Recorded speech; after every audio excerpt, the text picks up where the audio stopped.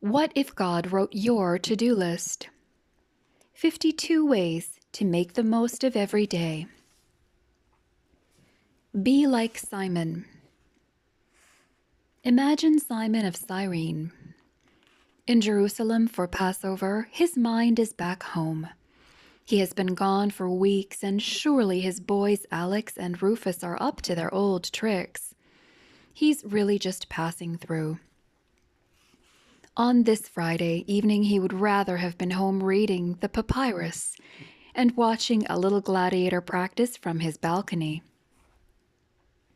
He notices a bit of commotion near the city gate and wonders, what's going on?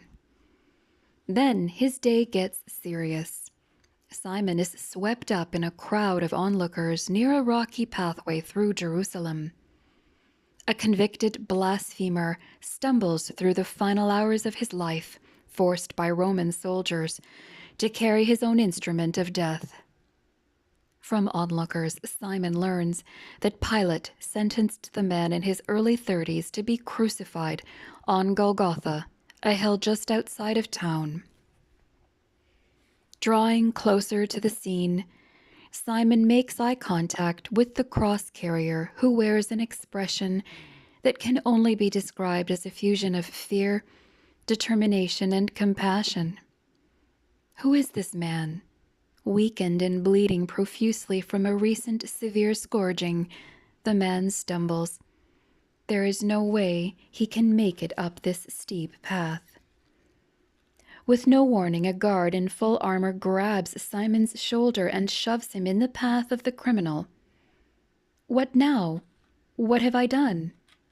Simon hears an order. Propelled by fear and his own unexpected compassion, he obeys. With a grunt, he hoists the heavy crossbeam onto his own back. How has this wounded man carried this burden? Relieved of the oppressive weight, Jesus of Nazareth takes a full breath into his lungs and stands tall for just a moment. He sees faces. He hears the weeping and the jeers. He feels it all. And then he turns and leads Simon toward Golgotha, the place of the skull. Simon of Cyrene is mentioned only 3 times in the Bible.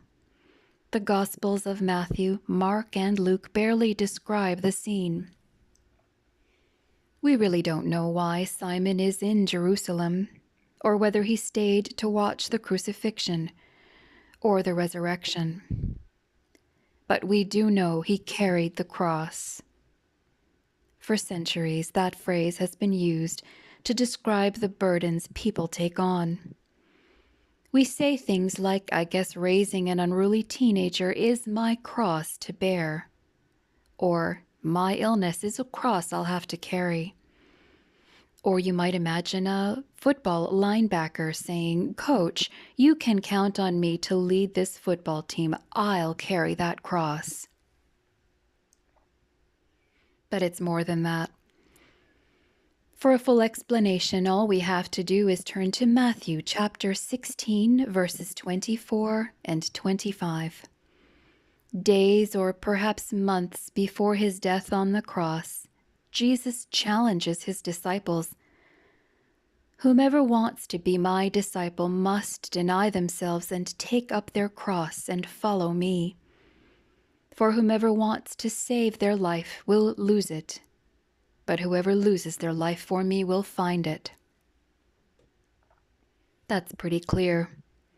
This is not about taking one for the team or putting up with an inconvenience for a while.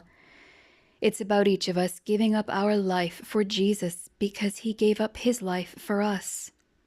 That's a pretty good trade.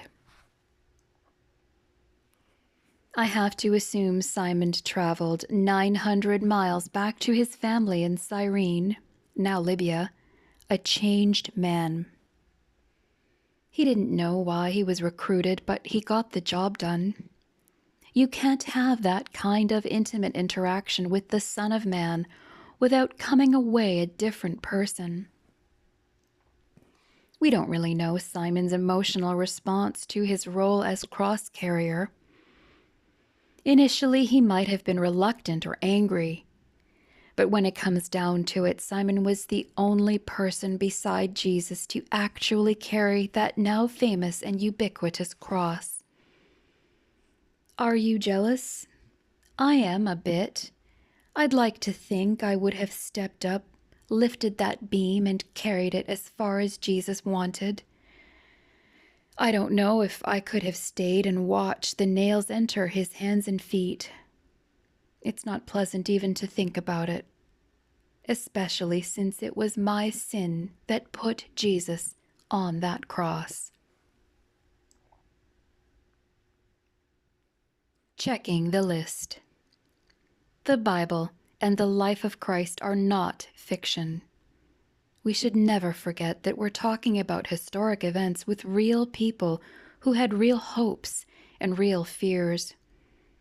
The culture has changed, but we are not really that different from people like Simon of Cyrene, Peter, Mary Magdalene, Pontius Pilate, and the centurion standing guard at the foot of the cross who witnessed Jesus' death, saw the earthquake, and said, "Surely he was the Son of God."